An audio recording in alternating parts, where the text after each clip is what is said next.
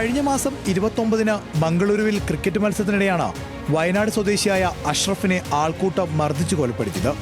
അഷ്റഫ് പ്രകോപന മുദ്രാവാക്യം വിളിച്ചെന്നും തുടർന്ന് പ്രകോപിതരായ ആളുകളുടെ മർദ്ദനത്തിലാണ് മരണം സംഭവിച്ചതെന്നുമായിരുന്നു പ്രാഥമിക വിവരം. അഷ്റഫ് മുദ്രാവാക്യം വിളിച്ചതിന് തെളിവില്ലെന്നാണ് പോലീസിന്റെ കണ്ടെത്തൽ. Mangalapuram city police commissioner Anupam അഗർവാളാണ് ഇക്കാര്യം സ്ഥിരീകരിച്ചത്. മറ്റെന്തെങ്കിലും വിഷയത്തിലാകാം ആക്രമണം ഉണ്ടായെന്നാണ് പോലീസിന്റെ നിഗമനം. മകനെ കൊന്നവരെ വെറുതെ വിടരുതെന്ന് അഷ്റഫിന്റെ മാതാവ് റൂഖ്യ പറഞ്ഞു. കാട്ടുകാർക്ക് നല്ല ശിക്ഷ കൊടുക്കണം, ഗവൺമെന്റ് നല്ല ശിക്ഷ കൊടുക്കണം. എല്ലാ ഒരു പ്രതീക്ഷയില്ല, ആ ഒരു പ്രതീക്ഷ മാത്രമേ ഉള്ളൂ.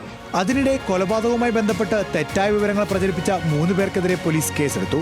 ബോധപൂർവം കലാപം സൃഷ്ടിക്കാൻ തെറ്റായ വിവരങ്ങൾ പ്രചരിപ്പിച്ചുവെന്നാണ് കണ്ടെത്തൽ. കൊലപാതകത്തിൽ നേരിട്ട് പങ്കെടുത്ത കൂടുതൽ പ്രതികളെ കണ്ടെത്താനുള്ള ഒരുക്കത്തിലാണ് പോലീസ്. അതിനിടെ കൊല്ലപ്പെട്ട അഷ്റഫിന്റെ വീട് IC ബാലകൃഷ്ണൻ MLAയും യൂത്ത് ലീഗ് നേതാക്കളും സന്ദർശിച്ചു. കുറ്റവാളികൾക്കെതിരെ ശക്തമായ നടപടി സ്വീകരിക്കണമെന്ന് കർണാടക മുഖ്യമന്ത്രിയോട് ആവശ്യപ്പെട്ടതായി MLA പറഞ്ഞു. കേന്ദ്ര ഗവൺമെന്റും ഈ കാര്യത്തിൽ നിലപാടുകൾ സ്വീകരിക്കേണ്ടതുണ്ട്. ഇവർക്ക് മാതൃകാപരമായുള്ള ശിക്ഷ കൊടുത്തുകൊണ്ട് ഇനി മറ്റൊരാൾക്ക് ഇത് വരാത്ത രീതിയിലേക്കുള്ള ഇത്തരത്തിലുള്ള കൊലപാതകങ്ങൾ ഉണ്ടാകാതിരിക്കാനുള്ള സുരക്ഷാ സംവിധാനമാണ് ഉണ്ടാകേണ്ടത്.